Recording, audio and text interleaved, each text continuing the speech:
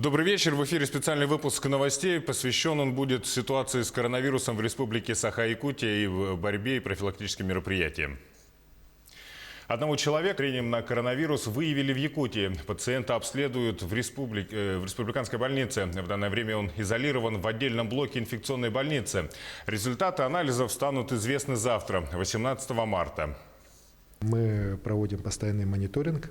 Порядка 16 человек в разных городах республики находятся на подозрении. Анализы все на сегодняшний день обрабатываются. Пока до сегодняшнего дня таких подтвержденных не было, но сегодня у нас по Якутску один гражданин находится, скажем так, в зоне риска. Сейчас ведется обработка его анализов. И к завтрашнему дню будет понятно, подтверждаются ли первоначальные предположения о том, что у него имеется коронавирусная инфекция, но сейчас он изолирован, находится в инфекционной больнице. Будут приниматься меры также по выявлению и самоизоляции всех тех лиц, которые последние 2 недели были у нас в тех странах, в которых сейчас достаточно серьезно вот эта коронавирусная инфекция имеет место быть. Это в таких странах, как Китайская Народная Республика, Италия, Испания, Франция, Германия. Список сейчас известен. Здесь я бы хотел обратиться к нашим гражданам, которые были в этих странах последние 2 недели. Все-таки надо обращаться сейчас в Роспотребнадзор или в учреждение здравоохранения для того, чтобы вас поставили на учет, самоизолироваться, то есть желательно из дома не выходить, ограничить контакты, не ходить на работу.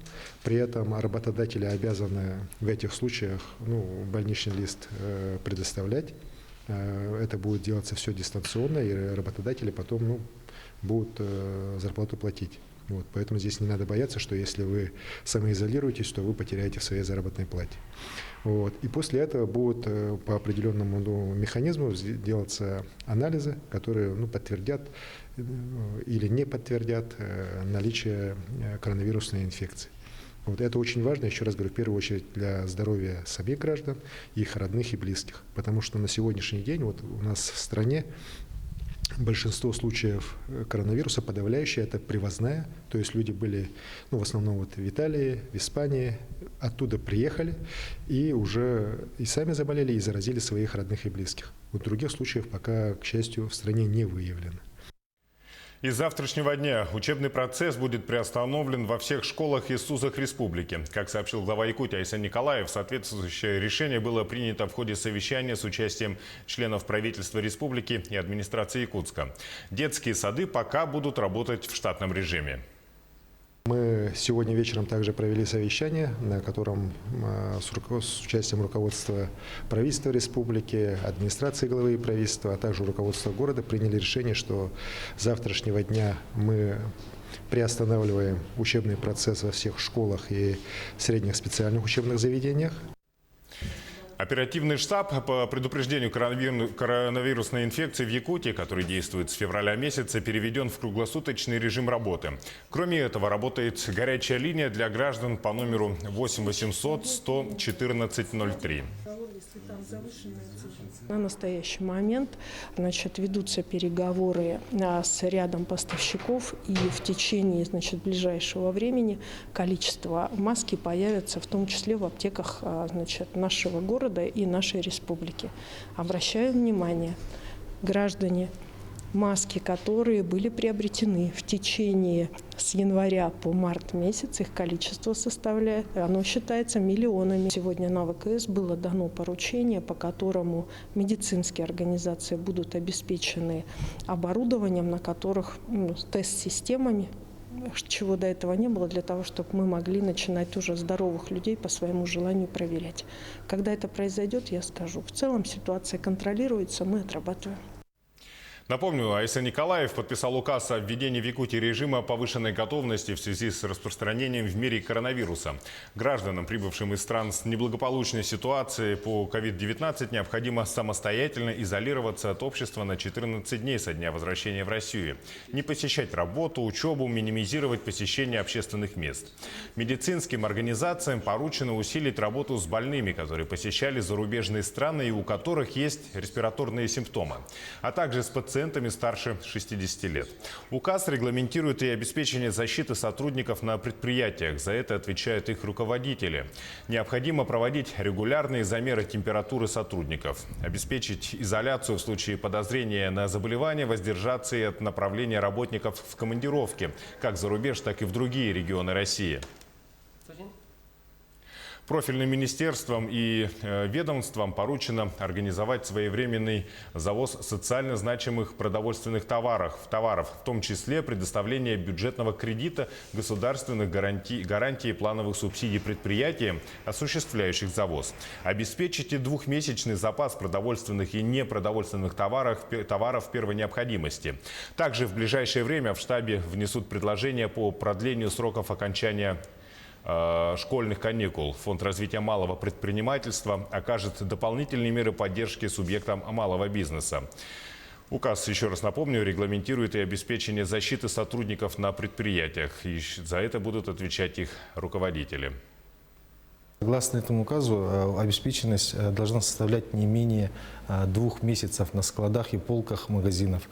С нашей стороны предприниматели, они как и заблаговременно, как и ежегодно перед началом распутицы все равно завозили и завозят товары, но при этом при наблюдении потребностей и ажиотажа со стороны покупателей был ажиотаж, но он все равно будет преодолен, так как на складах и в пути продовольственные продукты и товары первой необходимости, они уже едут, и на полках и для населения будет обеспеченность 100%. Что касается продажи социально значимых товаров, по которым ведется и приняты предельные наценки товаров, по ним те предприниматели, которые допускают превышение цен, используя данную ситуацию, будут приняты меры в соответствии с Российским кодексом административных правонарушений. И если население это замечает, то смело может обращаться в органы местного самоуправления, при которых есть административные комиссии, и данные случаи будут фиксироваться, и будет проведена работа с данными продавцами и предпринимателями данных товаров. Организациям Якутии рекомендовали по возможности перейти на дистанционную работу. Также работодателям рекомендовано обеспечить измерение температуры сотрудников. При этом лица с повышенной температурой должны быть отстранены от работы. Еще раз напомню, следует, кроме того, воздержаться от направления работников в служебные командировки на территории иностранных государств и в регионы России, где отмечается неблагополучная ситуация по коронавирусной инфекции. Что же касается вахтового метода работы, рекомендуется оптимизировать количество сотрудников, привлекаемых из других субъектов России, а также увеличить продолжительность вахты до 3 месяцев. А как вернуть деньги за турпоездку, отмененную из-за пандемии? Этот вопрос сегодня больше всего волнует якутян, у которых на руках остались неиспользованные авиабилеты и турпутевки. Якутяне стали массово отказываться от поездок не только за пределы страны, но и между регионами. Ситуацию усугубляют федеральные турфирмы и авиаперевозчики, которые никак не хотят идти навстречу. Ульяна Шагина разбиралась в проблеме. 18 родителей семиклассников одной из столичных школ еще в январе решили отправить детей в каникулярные дни в Москву на профориентационный тур. Билеты были куплены сразу же, и никто тогда не подозревал о пандемии коронавируса, объявленной Всемирной организацией здравоохранения. С коронавирусом у нас вообще резко изменило все. Теперь мы боялись, когда коронавирус уже начался, да, и вы консультировались, но Москва нас успокаивала, говорили, там у нас ничего такого нету режима, приезжайте. Паника среди родителей и школьников началась несколько дней назад, когда число заразившихся коронавирусом в Москве начало нарастать. К слову, за последние сутки их число увеличилось на 20 и составило уже более 50 заболевших. По указу мэра Собянина в Москве отменены все культурно-массовые мероприятия. Родители, естественно, решили не рисковать здоровьем своих детей и решили отменить поездку. Обзвонили нашу турфирму, авиакассу. Они сказали, с федералов у нас приказов нету, так что по приказу Республики Саха-Якутия мы не можем возвратить вам. деньги и вот всю стоимость. У каждой авиакомпании существует свой регламент возврата билетов. Авиакомпания «Нордвинд», где родители школьников приобрели билеты, соглашается вернуть деньги со штрафными санкциями. Такая же ситуация произошла и с путевкой, которая приобреталась у федеральной турфирмы через местного агента. Мы сейчас подошли в турфирму, где родители покупали турпутевки для своих детей. Давайте зайдем и послушаем, что они говорят. Руководитель агентства, ссылаясь на решение своего головного офиса московской турфирмы, предложил единственный вариант решения проблемы – это перенос даты вылета. Причем встречающая сторона отказывается вернуть стоимость путевки, ссылаясь на то, что основная сумма уже ушла на оплату расходов. Сейчас у них все услуги проплачены, получается, гостиницам, все экскурсии, все услуги. Я сам же не решаю, я только турагент, получается. Родители оставили коллективную заявку на возврат денег. Смогут ли они вернуть хотя бы какую-то часть потраченной суммы, также непонятно. Причем на местные агентства не действует даже указ главы республики, согласно которому граждане не имеют права выезжать за территорию республики с сегодняшнего дня. Ну тогда заявление пишите, туроператор рассмотрит. Там со штрафом возврата будут.